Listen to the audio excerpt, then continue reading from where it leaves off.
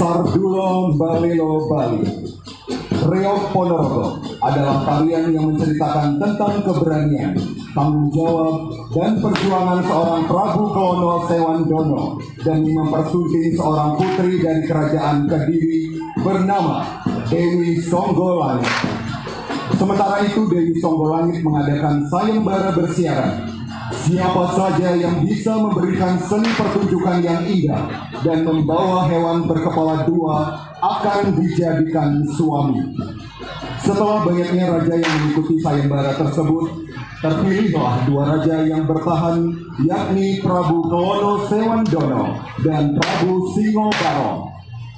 Merasa bahwa Prabu Kelono Sewandono lebih unggul, di tengah perjalanan Prabu Singobarong menyerang pasukan Prabu Kelono Sewandono, dan setelah itu peperangan hebat pun terjadi yang pada akhirnya dimenangkan oleh Prabu Kelono Sewandono dengan penanggung jawab I Gusti Ngurah Niriawan atau Gung Iwan, penata tari Ricky Fernando, koordinator kesenian reog Saiful Alim.